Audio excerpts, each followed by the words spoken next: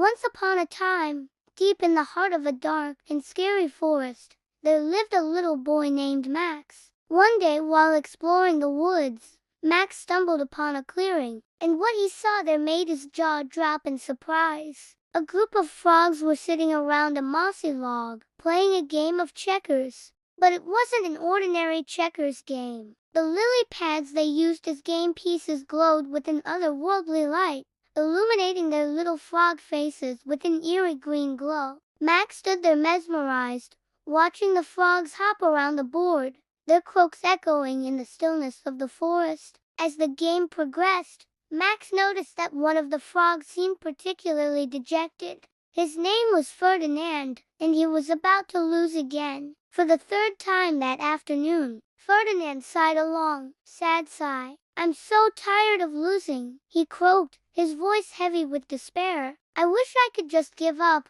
The other frogs gathered around Ferdinand, their expressions full of concern. They had been friends since they were tadpoles, and they knew something was wrong. "What's troubling you, Ferdinand?" asked Greta, the wisest of the frogs. She had seen more summers than all the other frogs combined. Her skin was a deep emerald green, and her eyes shone with a knowing light. "I'm sick of losing at checkers," Ferdinand replied, his shoulders slumped. "It's no fun. Hop, skip, jump, hop, skip, jump. How can anyone have fun in this heat? It's too much pressure." He looked at his friends, their faces blurred through his tears. "I wish I could just be a regular frog doing frog stuff instead of being a checkers frog."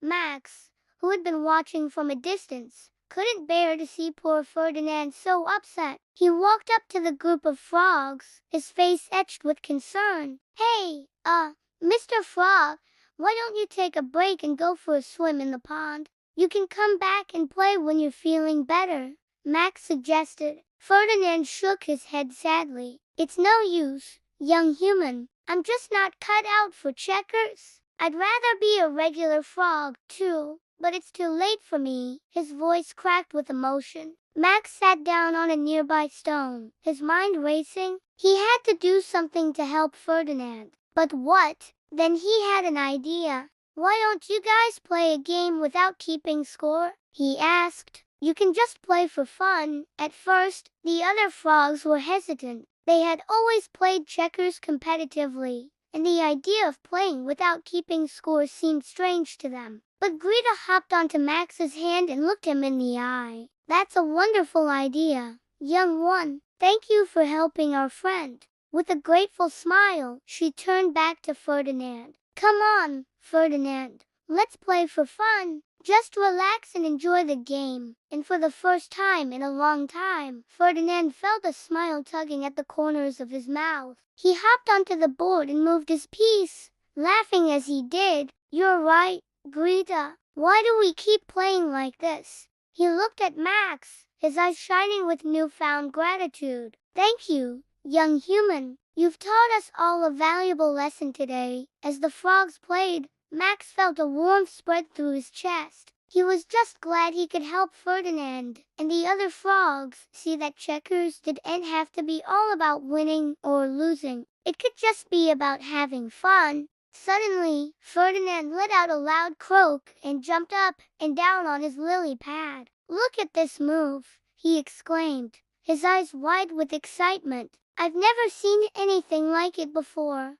Before any of the frogs could respond, Ferdinand, in his excitement, had jumped a little too far. His lily pad went flying off the board and into the pond with a big splash. Ferdinand stared at the now empty space where his lily pad had been, his mouth hanging open in shock. But then something unexpected happened. As the other frogs stared at the pond in disbelief, a lily pad rose to the surface, carrying Ferdinand to the other side of the board, and with a triumphant grin, he declared, "Checkmate." The other frogs gasped in surprise. They couldn't believe Ferdinand had won, especially by accident. Ferdinand couldn't believe it himself. He had won the game without even trying. A big, goofy grin spread across his face, and he threw his head back and laughed. It was such a loud, joyful laugh that it echoed through the forest and startled a family of deer that were passing by.